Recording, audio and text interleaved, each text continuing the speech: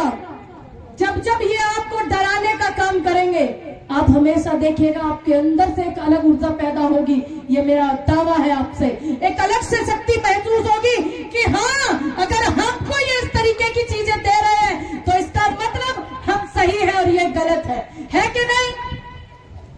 है ना? तो यही दौर होना चाहिए इस देश में।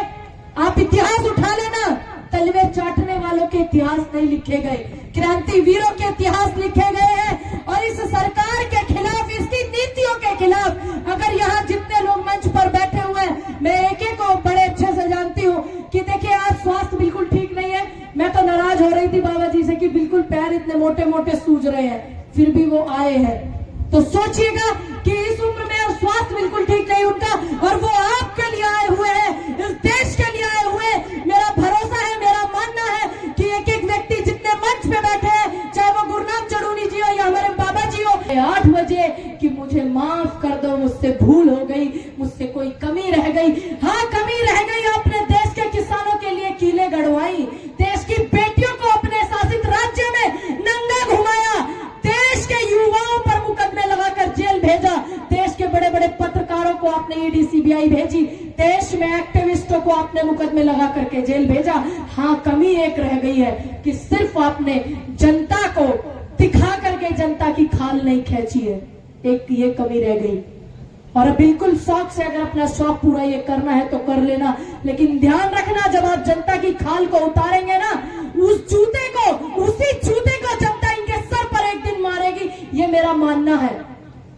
मैं यहाँ पर जितने भी नौजवान साथी आए हुए हैं उनसे एक और निवेदन करूंगी कि मेरे सर पे हाथ रख करके चलने वाली एक ऐसी शख्सियत यहाँ बैठी हुई है, सरदार गुरनाम सिंह चढ़ूनी जी। मैं आपको भी हाथ जोड़ करके प्रणाम करती हूँ, क्योंकि बड़े कम वो मंच होते हैं जिन पे बेटियों के सर पे हाथ रखा जाता है, बड़े कम और चंद वो नेता होते हैं। तो उनमें से एक सत्यपाल मलिक जी और एक गुरनाम चढ़ूनी जी, और यहाँ पर मुझे आमंत्रित करने के लिए मैं दिल की गहराइयों से आभार व्यक्त करती हूँ। बड़े भाई हनीफ जी का एक बार जोरदार तालियों से स्वागत कीजिए, जिन्होंने यहाँ पर इस दौर में भी आपको एकत्रित किया है, आपको इकट्ठा किया है और मौजूदा सरकार को ललकारने का काम किया है। अभी मैं बोल रही थी, पीछे बड़े भाई धनखड़ जी बैठे हुए हैं, कोऑर्डिनेटर साहब खाप के। मैंने कहा मैं अकेली लड़की आई हूँ पंचायत में, कह रहे नहीं दूसरी भी आई है, वो बहन भी आई हुई है। देखिए, जब भी आप पंचायत में जाते हो तो आप महिलाओं को भी निकाला करो, क्योंकि हमारे देश की आधी आबादी वो है जो कि हम हैं, और आधी आबादी वो है जिसकी वजह से आप हैं। बेटियां जब भी किसी हवन में आहुति डालती हैं, चाहे आप कोई भी युग लगा लीजिएगा, तो वो सफल रहता है। बेटियों की हक के लिए आप हमेशा आवाज उठाते हैं, तो उनको आगे भी बढ़ाइए करिए। आगे से मैं तो चाहूंगी कि यहाँ पर मेवात में और खूब सारी महिला रहे। और मैंने सुना था पहले, अब तो मैं बहुत बार आ चुकी, मेवात में लोग बोलते थे कि मेवात में लड़कियां नहीं जा सकती हैं, मेवात में खास करके हिंदू लड़कियां नहीं जा सकती हैं। ऐसा माहौल था, जब हमने कभी मेवात ही नहीं देखा था कि मेवात है क्या चीज। अब जब आते रहे तो पता चला कि मेवात वो सरजमी है, वो वीरों की भूमि है जो बेटियों को सम्मान से सर पर बिठाती है और सर का ताज बनाती है। मेवात वो भूमि है। जब हम आते रहते हैं तो पता लगता रहता है। देखिए, इस पंचायत का जो एक मेन उद्देश्य है, सीधा सीधा बोलूंगी, साफ साफ बोलूंगी, वो ये उद्देश्य है कि जो आज मौजूदा सरकार इस देश के किसानों पर उत्पीड़न कर रही है, या आवाज उठाने वाले व्यक्तियों पर, या पुलवामा की आवाज उठाने वाले हमारे पिता तुल्य सत्यपाल मलिक जी हो, या गुरनाम सिंह चढ़ूनी जी, किसानों की आवाज उठाने वाले लोगों का दमन जो कर रही है, इस सरकार के खिलाफ जो भी व्यक्ति चुनाव लड़ेगा, जो भी व्यक्ति चुनाव लड़ेगा सरकार के कैंडिडेट के खिलाफ, उसको आप जिताने का काम करेंगे। मैं तो ये सोच करके आई हुई हूँ, गलत तो नहीं बोल रही। तालियों से बताइए कि एक एक व्यक्ति ठान ले, एक व्यक्ति का अकेला वोट होता है, लेकिन वो प्रभावित करता है 4 लोगों को। और आप यहाँ पे काफी संख्या में आए हुए हैं, और जो आपके परिवार की है वो तो है ही। सबको बोलिए आप कि जो भी भारतीय जनता पार्टी के कैंडिडेट को हराने का काम करेगा, और जो किसानों की बात करेगा, जो किसानों का कर्जा माफ करेगा, जो किसानों के हक के लिए ट्रैक्टर लेके चलेगा, बुग्गी लेके चलेगा, वही इस देश में राज करेगा। जिस दिन आप इस चीज को मन बना लोगे, आवाज अगर यहां से उठेगी तो पूरे देश में जाएगी, क्योंकि मेवात बड़े बड़े क्रांतिवीरों की भूमि रही है। यहां से अगर कोई भी चिंगारी उठती है, चाहे वो क्रांति की हो या फिर किसी को भगाने की हो या फिर किसी को अच्छे से पटे बनाने वाली हो, जैसे आपने वीडियो में एक को जूते जूते मार मार करके भगाया था, तो हर वो आवाज देश में गूंजती है, ये वो भूमि है। तो आप एक एक व्यक्ति यहां से जब लक्ष्य लेकर के जाएगा, हमारा आज का जो दौर है वो नफरतों का दौर है, आओ गले मिलकर इसको खत्म कर दे। ये तोड़ रहे हैं लोकतंत्र को, ये तोड़ रहे हैं लोगों के मन के विश्वास को, ये खत्म कर रहे हैं भाईचारे को, मोहब्बत को। आओ इन लोगों को हम खुद ही इनका दमन कर दे। ये नफरतों का दौर है, आओ गले मिलकर नफरतों को दफन कर दे।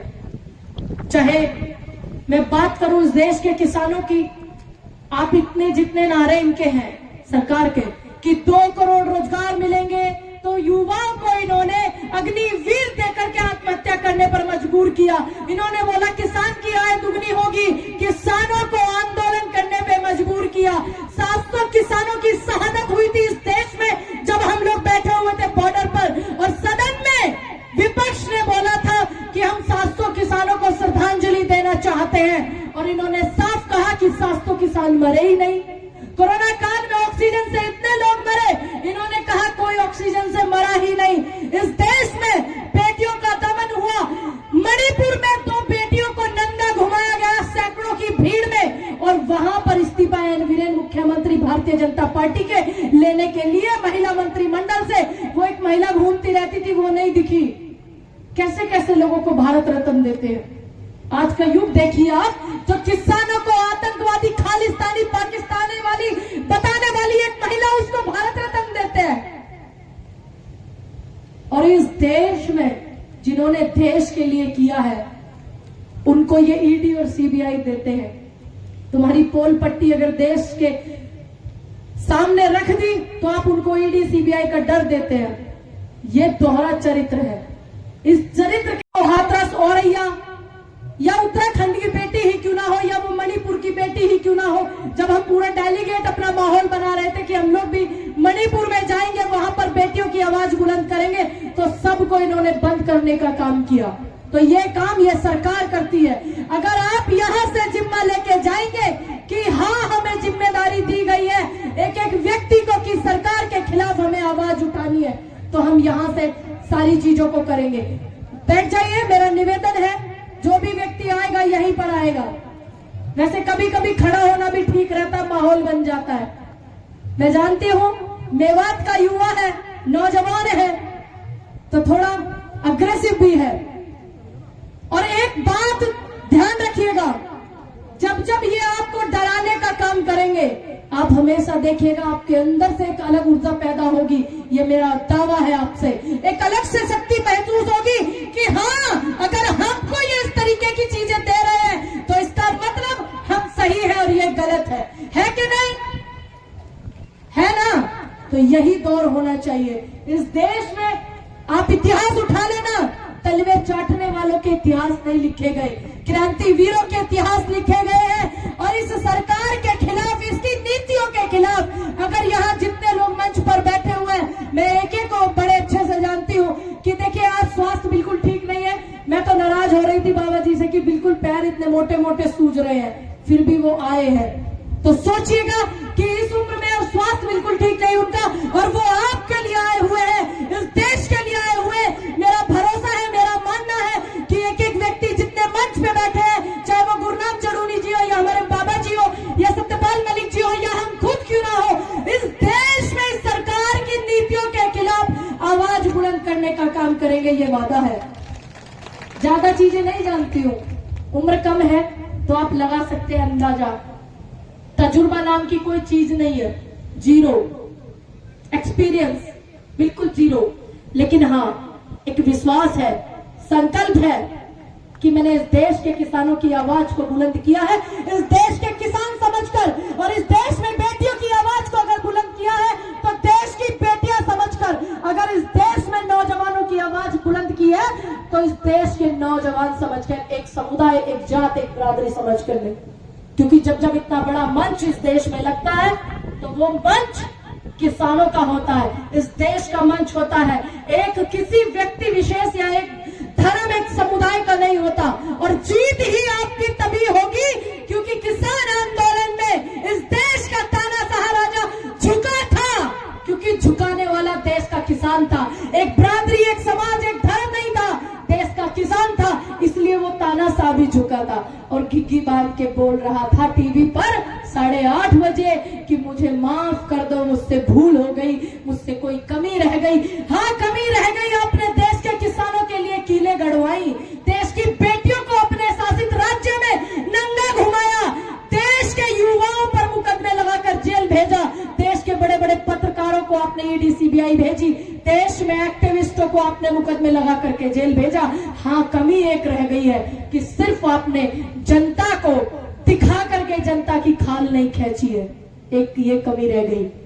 और बिल्कुल शौक से अगर अपना शौक पूरा ये करना है तो कर लेना, लेकिन ध्यान रखना जब आप जनता की खाल को उतारेंगे ना, उस जूते को, उसी जूते को जनता इनके सर पर एक दिन मारेगी, ये मेरा मानना है। मैं यहाँ पर जितने भी नौजवान साथी आए हुए हैं उनसे एक और निवेदन करूंगी कि मेवात बहुत पढ़ लिख रहा है, शिक्षित हो रहा है। मेरी एक दोस्त है, ताई कमांडो पहलवान है, आपके यहाँ की पहली महिला है आपके मेवात की, आज पता नहीं वो दिखी नहीं, आई नहीं है, तो मेवात पढ़ रहा है, शिक्षित हो रहा है। अपने बच्चों को शिक्षा की तरफ लेकर के जाइए, अपने बच्चों को पहलवान बनाइए, अपने बच्चों को खेल में लेके जाइए, क्योंकि हम गर्व से इस बात को कह सकते हैं कि हमने पढ़ाई लिखाई की है और आपसे सवाल भी करेंगे।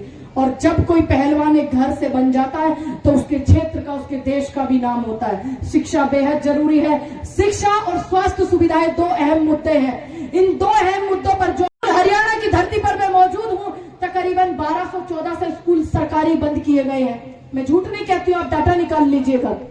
सरकारी, जिनमें किसान अपने बच्चों को पढ़ाते थे कि हम प्राइवेट स्कूलों में फीस ज्यादा नहीं दे सकते, और प्राइवेट स्कूल वालों ने फीस इतनी हाई कर दी जिससे कि आप अपने बच्चों को पढ़ा ना पाओ। ये चाहते हैं कि आपके बच्चे ना पढ़े, लेकिन चाहे रोटी आदि खाना, अपने बच्चों को जरूर पढ़ाना। ये हरियाणा की धरती का रिकॉर्ड है कि 1200 स्कूल भारतीय जनता पार्टी ने बंद किया, आपकी खट्टर सरकार ने बंद किया। और वाकई बड़ा अच्छा लगता है, गर्व महसूस होता है कि आप खट्टर का हेलीकॉप्टर नहीं उड़ने देते हो। ये गर्व होता है हरियाणा वालों, राजस्थान वालों को देख करके, वाकई मन में बेहद खुशी होती है। क्योंकि जो मेरे बुजुर्ग थे, मेरे जो पूर्वज थे, उनकी पहली जो निकासी थी वो राजस्थान से थी, और फिर वो जाकर के हरियाणा में बस गए, और बाद में हमारे परदादा जी यूपी में चले गए। तो बेहद खुशी होती है कि मतलब तीनों राज्यों से मेरा इतना प्रेम भाव, मोहब्बत, पारिवारिक संबंध, पारिवारिक रिश्ता है। तो मैं आप सभी से यही निवेदन करूंगी कि जितने भी यहाँ पर लोग आए हुए हैं, सभी लोगों से निवेदन है कि जिस दिन आपके यहाँ पोलिंग हो, एक एक व्यक्ति वोट डालने जाना, एक एक व्यक्ति वोट करना, और अपने अड़ोसी पड़ोसी से भी करवाना, क्योंकि ये आपके वोट को रोकेंगे। ध्यान रखना, इनको अच्छे से पता है आप इनको वोट नहीं देने वाले हो। तब तक आप अपना ख्याल रखिएगा। राम राम, जय हिंद, नमस्कार, जय जवान, जय जवान। इस नारे को बुलंद रखना। आज की सरकार की तो छोड़ो, इस देश में कोई भी अगर सरकार आएगी तो वो आपसे डरेगी। मैं धन्यवाद करती हूँ यहाँ की